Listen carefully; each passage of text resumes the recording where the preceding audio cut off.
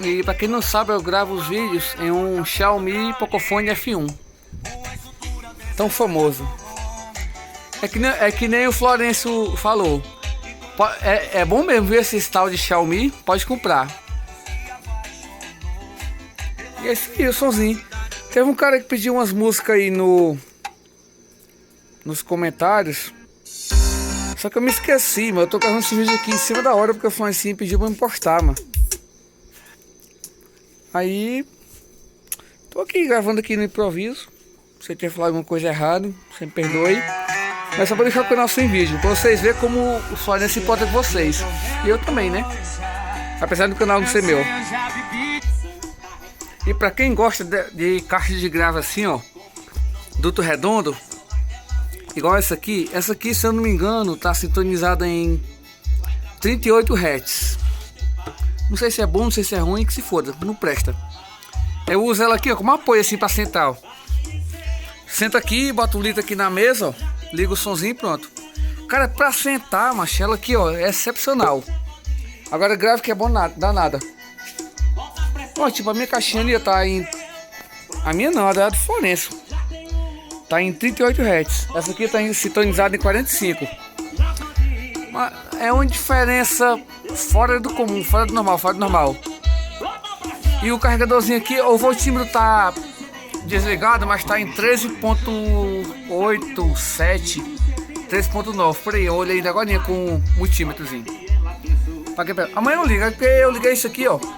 Eu comecei a montar, era umas 2 horas da tarde. Eu vim terminar quase 6 horas da noite. Pra quem pega um som automotivo da trabalho, quando você vai pegar um cara pra instalar seu som e ele cobra caro, é porque você não sabe o trabalho que dá, mano. Você valoriza quem sabe fazer. Só que eu falo isso, viu? Se aqui onde eu moro, aqui perto, tivesse gente que mexesse com som, eu pagava pra instalar meu som, deixar tudo bonitinho, porque dá trabalho, mano. Eu tenho preguiça, não me não. Eu tenho preguiça, mas eu gosto, aí fica uma coisa pela outra, mano. Compensa. Tá aí. Gravando com a famosa câmera do Google. Pra quem tem Xiaomi vai entender o que eu tô falando. Fiozinho de alimentação, ó, tá até bom assim mesmo. Do Power System é o mesmo. E o do bandazinho é quase a mesma espessura do Power System. Mas é isso aí. Deixa eu aumentar só um realzinho.